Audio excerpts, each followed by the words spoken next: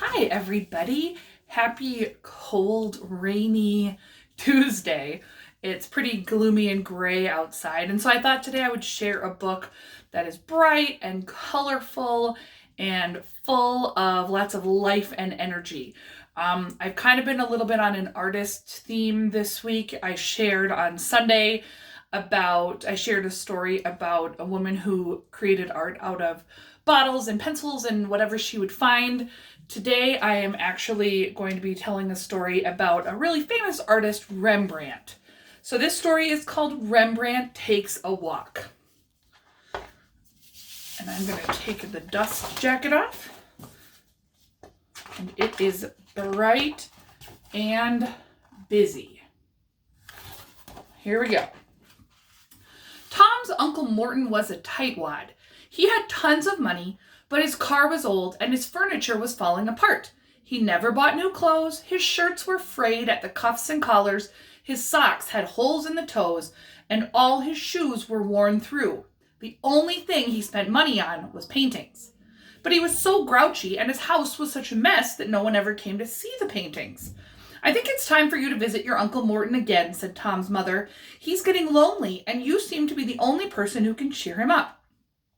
"I hate going there," said Tom. "His house is big and gloomy, and nothing works, and Uncle Morton never has any food around." "But he's got those wonderful paintings," said Tom's mother, "and I hear he's added a new one." "I don't want to see paintings," said Tom. "I want to eat and watch TV." "Well, just one more time for your mom," said Tom's mother. So there's the big old house. And here's Tom, who looks pretty comfortable and not at all like he wants to go and visit Uncle Morton. So Tom went to his rich Uncle Morton's house to have dinner and spend the night. Uncle Morton met him in a torn bathrobe which he wore over baggy pants and a crumpled shirt. He looked like a bum. "Hi, Uncle Morton," said Tom. "Come in, my boy," said Uncle Morton. He led Tom down a dark hallway into the huge dining room, which was lit by a single bulb that dangled from the ceiling. "Dinner's ready," said Uncle Morton. And he led him down the hall. Here's Uncle Morton in his bathrobe. He led him down the hall. There's a lot of paintings, but it's kind of hard to see them because they're so dark. Tom saw 2 small dishes on the giant table. On each dish was half a hamburger and a few peas. It only took about a minute to eat dinner.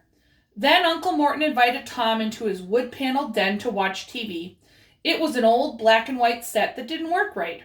After a few minutes, Tom fell asleep in his chair, and his Uncle Morton covered him with an old moth-eaten blanket. Here's the very sad meal of a hamburger and peas.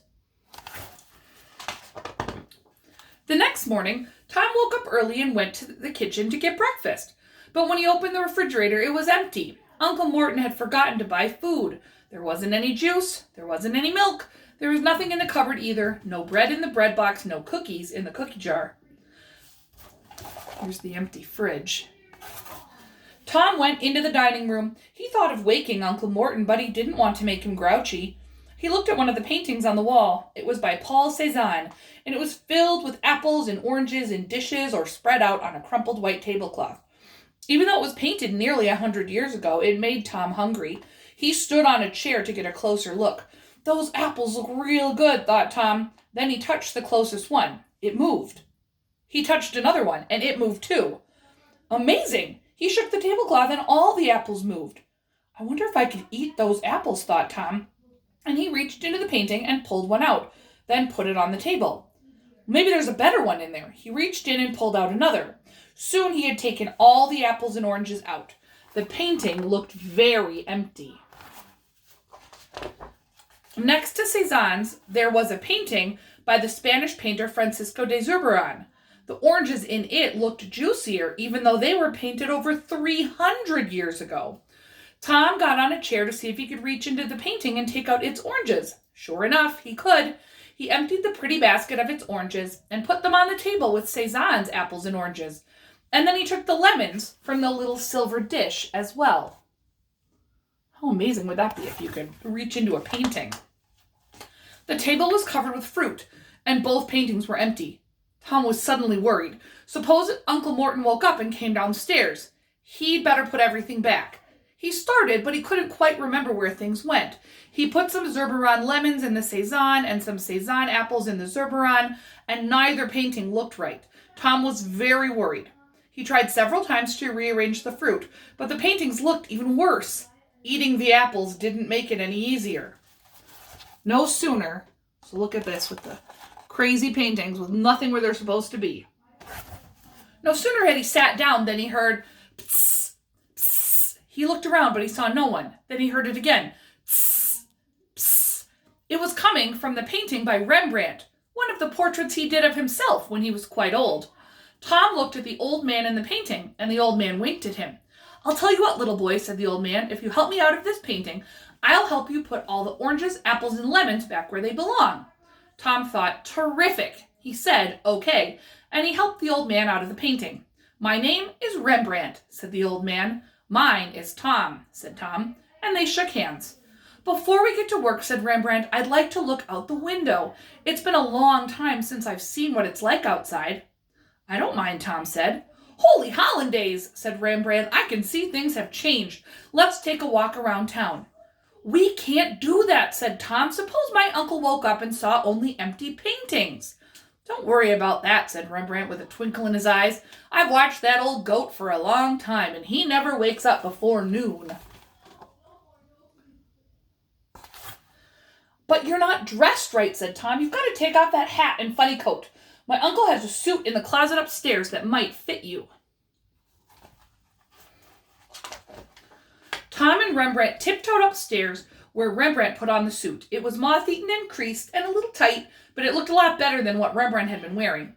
"That looks good," said Tom, "but I think you should put on a necktie too. You'll look a little dressier, if you know what I mean." Tom was beginning to sound like his mother. Rembrandt got on his knees, and Tom, who had just learned how to tie a tie, tied Rembrandt's for him. "Nobody wore these things back in my day," said Rembrandt, admiring himself in the mirror. When they left the house, Rembrandt took a deep breath. "It feels good to breathe fresh air again," he said. "Let's walk toward the center of town," said Tom. The sky was blue, dotted with pure white clouds. Birds sang in the leafy trees. Rembrandt began whistling a tune that Tom didn't recognize. "Say," said Rembrandt, "do you know what I'd like to do? I'd like to draw." He reached into his shirt and pulled out some sheets of paper. "I never go anywhere without something to draw on," he said. "All I need now is something to draw with." "Look in the jacket pocket," said Tom. Sure enough, Rembrandt found lots of stubby pencils. Rembrandt leaned over the hood of a car and started to draw a house and trees. "Great Gouda," he yelled. 300 years make a tremendous difference. I'm rusty. I've lost my touch." Tom looked at the drawing. "It looks pretty good to me," he said. "Nonsense," said Rembrandt. "You should have seen me in my prime. I don't like to brag, but I was fabulous. Come with me," said Rembrandt as he pulled Tom after him. Finally, they stopped in front of the fire station. "Now that's what I call a carriage," said Rembrandt. "That's no carriage," said Tom. "That's a fire engine." "You don't say," said Rembrandt, and he started to draw. Tom stood under a tree waiting for him to finish. "If only I had some paint and a canvas," said Rembrandt. "We have to go now," said Tom. "Wait," said Rembrandt. "I just want to finish up the wheels." How fascinating. There are so many things to draw that never existed when Rembrandt was alive. Rembrandt stood up and looked around. A few houses down, a woman was watering her flowers. "Look at that beautiful woman over there," said Rembrandt, and he dashed over with his pencils and paper. But when the woman saw a man on her lawn staring at her, she ran into her house. Rembrandt was knocking on her front door when Tom shouted, No, you can't do that. We've got to get back." "But I don't want to get back," said Rembrandt. "I want to keep drawing. I may never get another chance like this." "Yes, you will," said Tom, thinking fast. "If you come back to my uncle's house now and go back into the painting, I'll come over as soon as I can and take you out for another walk." "Will you bring me some pens and ink and good drawing paper?" asked Rembrandt. "I promise," said Tom. "Will you bring some paint and canvas?" asked Rembrandt. "I'll try," said Tom. "Okay, then let's go," said Rembrandt with a big smile. On the way back to the house, Rembrandt said nothing. Tom thought of pointing out TV aerials, telephone poles, electric lights, lawnmowers, and lots of other things, but he knew that Rembrandt would want to stop and draw them, and there just wasn't time. There's Rembrandt, and there's the lady who's a little bit frightened to have somebody on her lawn trying to draw a picture of her. That would be very unusual. When they got back, the house was quiet. Uncle Morton was not up yet. There was still time to get the paintings the way they belonged. But before he got to work, Rembrandt took off Uncle Morton's suit. I like this tie. I think I'll keep it on a while, he said. Okay, said Tom, but don't forget to take it off when you're done. Tom carried his uncle's suit upstairs, where he hung it back up in the closet. When Tom came down, Rembrandt was working on the Cézanne, but rearranging it to suit himself. I think I like it this way, said Rembrandt, stepping back for a good look. Suddenly, Tom heard Uncle Morton cough and the door to his bedroom open. We have to put it back the way Cézanne had it, and we've got to hurry, he told Rembrandt. My uncle is coming. There, said Rembrandt, doing some quick switching for what it's worth. Are you downstairs, Tom? Called Uncle Morton. Is that you I hear? It's me, Uncle Morton, Tom called back. Rembrandt was already stepping from the chair back into his painting. He was halfway in when he turned around to wave goodbye to Tom. Tom waved back, but saw that Rembrandt had forgotten to take off Uncle Morton's tie. There's Uncle Morton coming down the stairs. And there's Rembrandt with that fantastic tie on. Ah, admiring my Rembrandt, said Uncle Morton. Beautiful, isn't it? Every time I look at it, I discover something new in it, said Uncle Morton. Tom's face turned bright red. He thought for sure his uncle would see the tie. No need to be embarrassed, my boy, said Uncle Morton. That painting's a masterpiece.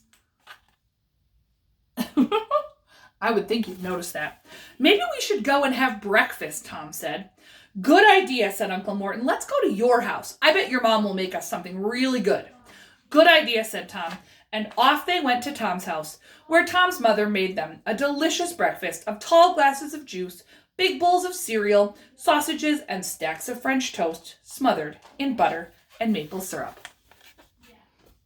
And I think we can assume that another day, maybe even this day, it's kind of hard, I'll show you.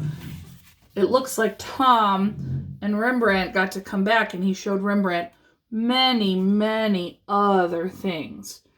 Vans and telephone poles and baseball and construction. And he got chased by a bull. So many things that he's never seen before. So I hope that you're able to go on an adventure like this, maybe even in your imagination. And you should look up some of those artists. It'd be great for you to look up Zurbarán and Cézanne and Rembrandt and see the kind of art that they do. So I hope that you enjoyed this story, and I look forward to sharing another story with you tomorrow for Nighttime with Nina. Good night!